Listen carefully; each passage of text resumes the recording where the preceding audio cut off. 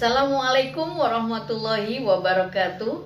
Saya Khadijah Makarim. Topik kita kali ini adalah cara menyusun proposal penelitian tindakan kelas. Ya. Baik teman-teman sekalian, konten ini saya tujukan bagi teman-teman mahasiswa yang akan memilih penelitian tindakan kelas atau lebih populer PTK lah ya gampangnya, untuk menulis skripsinya. Nah, proposal itu adalah sebuah usulan ya, bisa usulan tentang penelitian ataupun sebuah proyek atau suatu kegiatan apapun, kan ada yang bertanggung jawab. Nah, kita mengusulkannya. Dalam hal ini teman-teman tentu mengusulkan ini kepada dosen pembimbing. Kenapa harus ada usulan? Kenapa harus ada proposal? Nanti dosen pembimbing itu akan melihat apakah usulannya sudah sesuai dengan kriteria sebagai karya ilmiah ya. Misalnya dalam ini adalah skripsi, kelayakannya dan sebagainya tentu nanti ditimbang dan dinilai oleh dosen pembimbing. Itulah makanya proposal harus dibuat dengan sungguh-sungguh ya. Baik teman-teman sekalian, PTK itu adalah penelitian tindakan kelas ya, tentu saja berarti dilakukan di dalam kelas ya. Oleh siapa? Ya, suasananya kan action ya, ada tindakan. Jadi oleh siapa? Ya oleh guru bidang studi yang mengajar di kelas itu, biasanya begitu. Tapi juga boleh misalnya dilakukan oleh mahasiswa yang akan menulis skripsi ya. Jadi mahasiswa boleh bekerja sama dengan guru kelasnya melakukan PTK. Nah, apa tujuannya? Adalah untuk memperbaiki berbagai kesalahan di dalam pembelajaran itu, gunanya untuk meningkatkan hasil belajar siswa. Jadi kalau misalnya guru nih contohnya ya, guru itu melakukan PTK bukan untuk penelitian skripsi kan, karena dia mengajar bidang studi di kelas itu. Nah, nanti akan memperbaiki, mungkin nanti dari hasil penelitiannya ternyata harus diperbaiki cara mengajarnya, metodenya, atau evaluasinya dan sebagainya. Nah, sekarang kan yang kita bahas adalah bagaimana mahasiswa menulis skripsi tapi inginnya PTK. Nah, jadi bisa bekerja sama dengan guru bidang studi. Nah, tujuan penulisan proposal itu adalah meminta persetujuan dari dosen pembimbing. Minta di ACC bahwa teman-teman akan melaksanakan PTK ya, bidang studi apa, di kelas berapa, di sekolah mana. Nah, kalau itu sudah disetujui baru melaksanakan penelitian.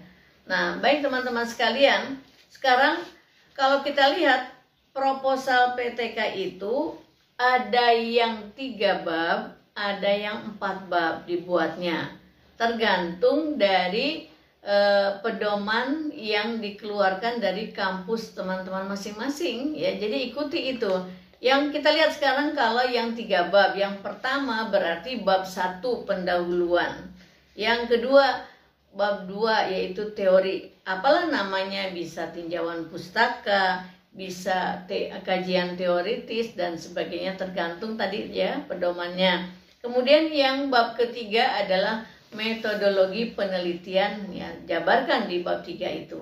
Nah, sekarang saya jelaskan bagaimana kalau di panduan kampusmu itu menggunakan 4 bab. Berarti bab 1 itu pendahuluan, samalah ya dengan yang tadi. Bab 2 juga sama, yaitu teori. Kemudian bab 3 yang membedakan. Nah, pada penyusunan yang 4 bab, biasanya bab 3 adalah kerangka berpikir ya, di bab 3. Dan yang keempat adalah metodologi penelitian. Ini kalau pedomannya menggunakan 4 bab. Nah, silahkan teman-teman lihat apakah menggunakan yang 3 bab atau yang 4 bab. Nah, jadi kalau kita lihat, jangan pakai pedoman dari kampus lain ya, sebab kalau menggunakan pedoman dari kampus lain nanti disalahkan, bukan karena salah dalam sistematikanya, tetapi salah karena tidak sesuai dengan pedoman di kampusnya yang digunakan ya. Jadi pelajari pedoman dari kampusmu ya.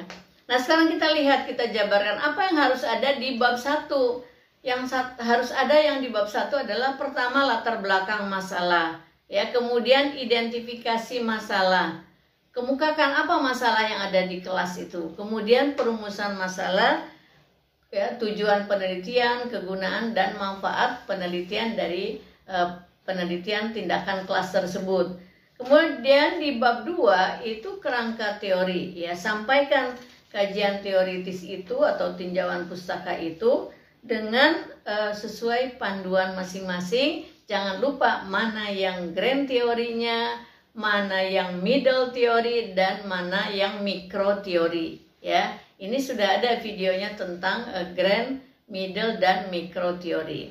Kemudian sekali lagi pada penggunaan atau penulisan bab 2, lihat ya sistematikanya pada panduan yang digunakan di kampusmu. Jadi kalau kita lihat, kalau dari bab 1, bab 2, bab 3-nya sudah sesuai, insya Allah dosen pembimbing akan segera menyetujui proposal tersebut, ya. Jadi kalau kita lihat sekarang masuk di bab 3, ya. Bab 3, kemukakan pendekatannya. Karena PTK, maka pendekatannya menggunakan pendekatan kuantitatif, ya. Jadi jangan menggunakan kualitatif.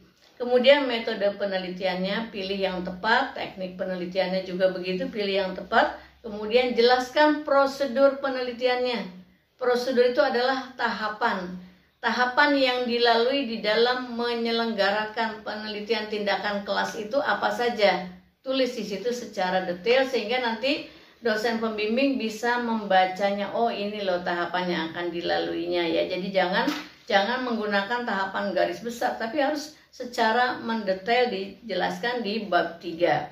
Kemudian yang berikutnya, daftar pustaka juga harus seimbang, ya.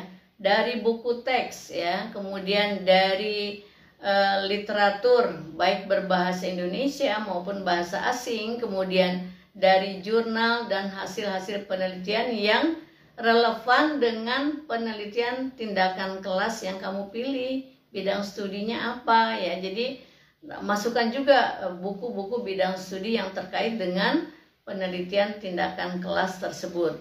Nah, baik teman-teman sekalian, selamat menulis proposal. Jangan lupa pada saat menulis proposal harus datang ke sekolah yang akan diteliti, bekerja sama dengan guru bidang studi yang nantinya mungkin akan bersama-sama masuk di dalam kelas.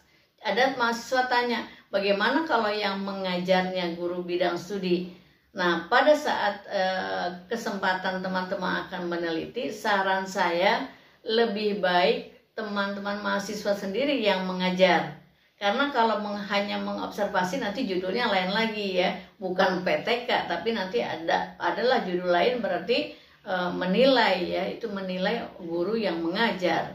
Jadi lain lagi persoalannya. Tapi dalam konten ini saya sampaikan, ini adalah proposal untuk mahasiswa yang akan menyelenggarakan PTK dan mahasiswa sendiri yang akan mengajar di kelas tersebut, ya. Apakah bahasa Indonesia, bahasa Inggris, matematika, biologi, dan sebagainya. Jadi bukan mengamati guru sekolah yang mengajar, ya. Sekali lagi catat, pada penelitian tindakan kelas, mahasiswa sendiri yang melakukan proses itu di dalam kelas. Mahasiswa sendiri yang melakukan action, ya. Kan action research namanya. Nah, baik teman-teman sekalian, selamat menulis proposal. Fokus, ya, menulis proposal dengan berpedoman pada buku panduan dari kampus masing-masing, sehingga kalau demikian nanti akan cepat, ya, sesuai dengan pola yang diharapkan oleh dosen masing-masing. Selamat menulis proposal, semoga cepat di ACC dan cepat meneliti dan tentu saja cepat lulus nantinya. Terima kasih. Assalamualaikum warahmatullahi wabarakatuh.